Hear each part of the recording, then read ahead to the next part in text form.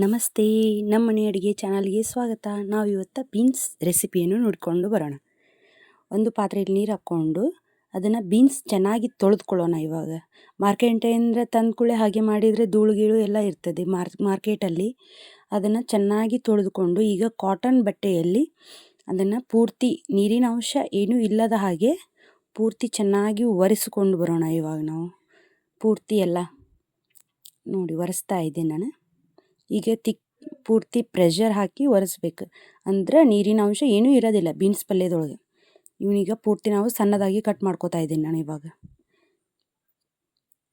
ಚಿಕ್ಕದಾಗಿ ಕಟ್ ಮಾಡ್ಕೋತಾ ಇದ್ದೀನಿ. ಇದರಲ್ಲಿ ಬೀನ್ಸ್ ಪಲ್ಯದಲ್ಲಿ ಹೇರಳವಾಗಿ ವಿಟಾಮಿನ್ಸ್ಗಳಿವೆ. A, C, K. A vitamin, C vitamin, K vitamin ಇದೆ. ಫೋಲಿಕ್ ಆ್ಯಸಿಡ್ ಅಂದರೆ ಐರನ್ ಕಂಟೆಂಟ್ ತುಂಬಾ ಚೆನ್ನಾಗಿದೆ. ನಮ್ಮ ಇಮ್ಯುನಿಟಿನ ಸಿಸ್ಟಮ್ನ ಇಂಪ್ರೂವ್ ಮಾಡ್ತದೆ. ಇದು ಹಾರ್ಟ್ ಪ್ರಾಬ್ಲಮ್ ಇರೋರಿಗೆ ಇದು ರೆಸಿಪಿ ಅಂತೂ ತುಂಬಾ ಚಲೋದು. ಹೇಳಿ ಮಾಡಿಸಿದ ಹಾಗೆ ರೆಸಿಪಿ ಇರ್ತದೆ. ಕ್ಯಾನ್ಸರ್ ಲಕ್ಷಣ ಏನಾದರೂ ಇದ್ದರೆ ಬರುವುದನ್ನು ತಡೆಗಟ್ತದೆ ಇತ್ತು ಬೀನ್ಸ್ ಪಲ್ಯ. ಇದರಲ್ಲಿ ಇನ್ನೊಂದು ಹೇಳಬೇಕಂದ್ರೆ ಗುಡ್ ಕೊಲೆಸ್ಟ್ರಾಲ್ ಇರ್ತದೆ. ಈಗ ಬ್ಯಾಡ್ ಕೊಲೆಸ್ಟ್ರಾಲು ಗುಡ್ ಕೊಲೆಸ್ಟ್ರಾಲ್ ಅಂತ ಇರ್ತದಲ್ಲ, ಅದರೊಳಗೆ ಗುಡ್ ಕೊಲೆಸ್ಟ್ರಾಲ್ ಬೀನ್ಸ್ ಪಲ್ಯದಲ್ಲಿ ಇರ್ತದೆ.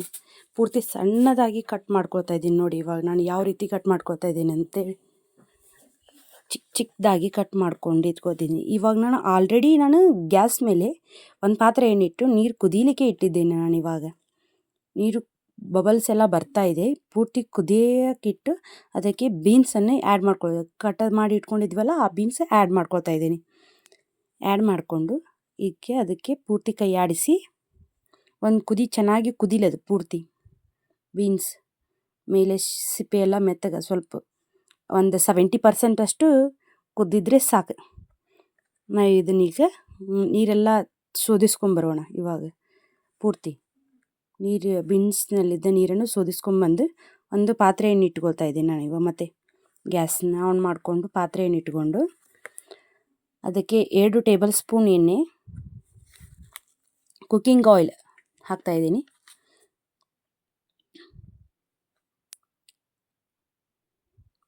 ಎಣ್ಣೆ ಚೆನ್ನಾಗಿ ಬಿಸಿ ಆಗಲಿ. ಬಿಸಿ ಆದಮೇಲೆ 2 ಟೇಬಲ್ ಸ್ಪೂನಷ್ಟು ಕಡಲೆಬೇಳೆ.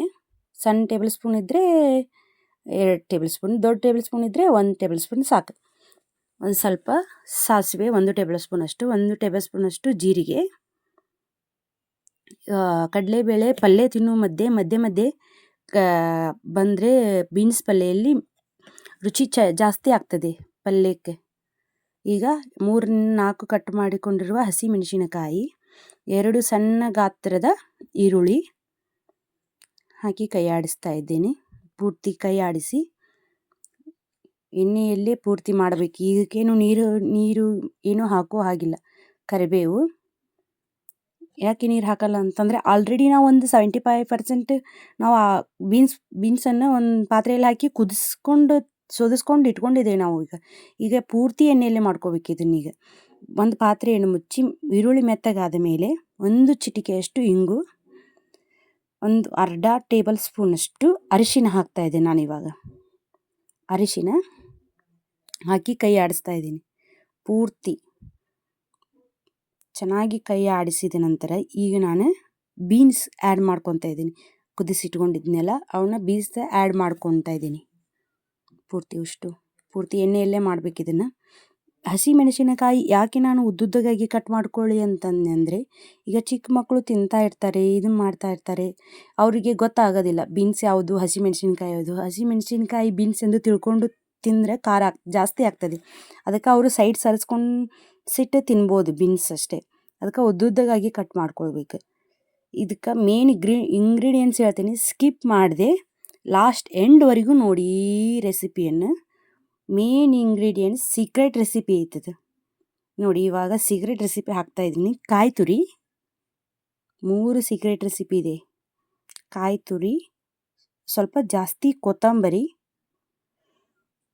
ಸ್ವಲ್ಪ ಜಾಸ್ತಿ ಹಾಕಬೇಕು.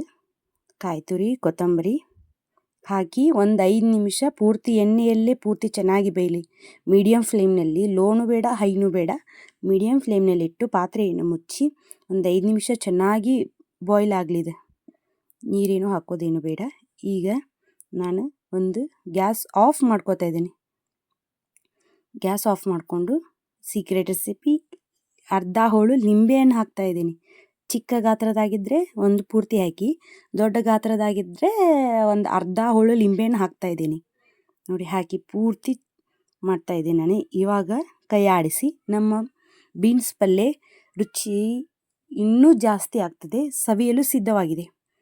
ಪ್ಲೀಸ್ ಈ ವಿಡಿಯೋನ ನೀವು ಫಸ್ಟ್ ಟೈಮ್ ನೋಡ್ತಾ ಇದ್ದರೆ ನಮ್ಮ ಚಾನಲ್ಗೆ ಸಬ್ಸ್ಕ್ರೈಬ್ ಮಾಡಿ, ನೆಕ್ಸ್ಟ್ ಯಾವ ರೆಸಿಪಿ ಮಾಡಬೇಕಂತ ಕಮೆಂಟ್ ಮಾಡಿ. ಪ್ಲೀಸ್ ಸಪೋರ್ಟ್ ಮಾಡಿ, ಶೇರ್ ಮಾಡಿ, ಬೇರೆದವ್ರಿಗೂ ಶೇರ್ ಮಾಡಿ.